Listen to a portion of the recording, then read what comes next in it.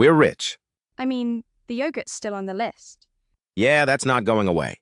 I'm 39 years old, typing this out in the Notes app on my phone while my wife is asleep down the hall, and the house is quiet in that specific way it gets after 11 when all 4 kids are finally down. No college degree.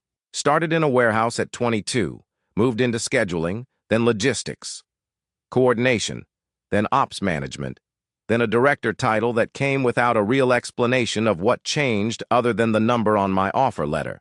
My wife, she's 38, stepped away from her own career about 8 years ago when our second kid came and the childcare math stopped working.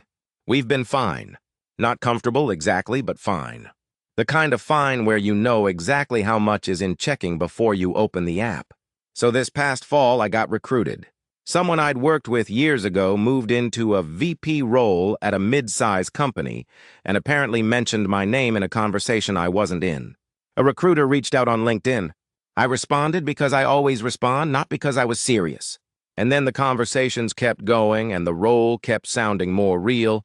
And then there was a panel interview, and then a final round, and then one Tuesday afternoon in October, I was sitting at my desk at work when an email came in with a PDF attached, and the subject line was just "Offer Confidential."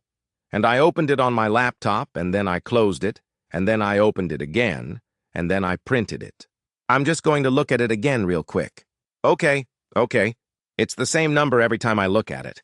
I don't know what I was expecting it to say instead. All right. I printed it at the office printer down the hall. I don't know why I did that instead of waiting until I got home.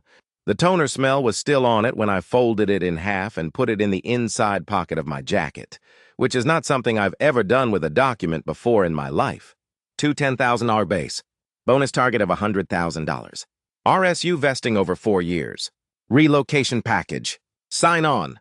The numbers were sitting there in that clean HR font that makes everything look like it was designed specifically to seem normal, and none of it looked normal. I drove home with that paper in my jacket pocket, and I didn't call anyone. I didn't call my wife. I didn't call my brother. I drove home and the radio was on, and I don't remember what was playing. Hey. Hey, can you grab did you eat already? No, not yet. There's leftover rice if you want it. Yeah, maybe in a minute. Long day? Kind of, yeah.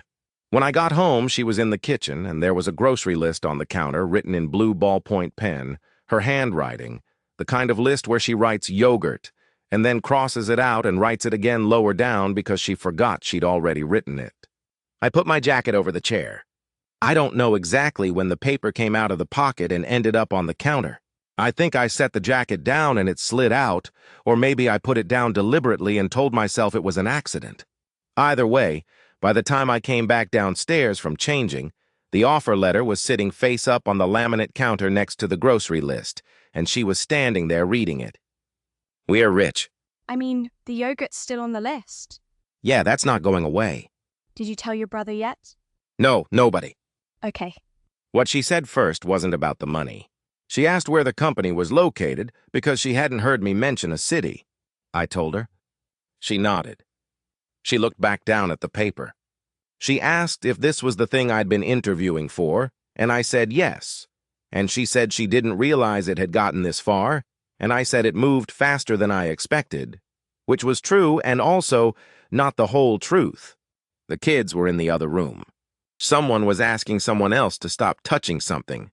The paper sat there on the counter between us. So HR sent over some kind of referral thing? For what? A financial advisor. It's through the company. Apparently they do this. Do we have to use them? No, it's just a referral. I'm just going to do a call and see what they say. Okay, just let me know when. Yeah, I will. A few days after that, HR sent over an onboarding packet with a referral to a financial advisor. One of those arrangements where the employer has a relationship with a firm and they pass the name along during major hire onboarding. CFP designation specializes in executive compensation transitions, which is a phrase I had to read twice because I had never been the kind of person those words were written for. I set up a video call. My wife didn't know about it yet. Not because I was hiding it, I told myself, but because I wanted to understand what I was looking at before I had to explain it to someone else. That's what I told myself. The call was on a Thursday morning while she had taken two of the kids to the pediatrician and the other two were at school. I sat at the kitchen table with my laptop open and my phone next to it with the offer letter pulled up. The advisor was professional, calm, the kind of calm that comes from having this specific conversation many times before. He pulled up a screen share and started building out what he called a compensation map, which meant he was the first person, outside of the company's HR department, to see the full picture of what this offer actually looked like. He saw it before my wife and I had ever sat down and talked through it together. I noticed that while he was talking. I didn't say anything about it, but I noticed it. The financial advisor sent a follow-up email with a proposed planning framework and a phrase in it I'd never seen applied to me, given the concentration risk in the RSU component. I read it to my wife. She asked what concentration risk meant. I explained it as best I could. She listened. And then she went back to the spreadsheet she'd been building, her own, not mine, one I hadn't seen until she turned the laptop toward me. And I saw that she'd been tracking a different set of numbers entirely, ones I hadn't thought to calculate. The house is listed. The offer is signed. The 60-day window is moving. She turned the laptop back toward herself and kept typing.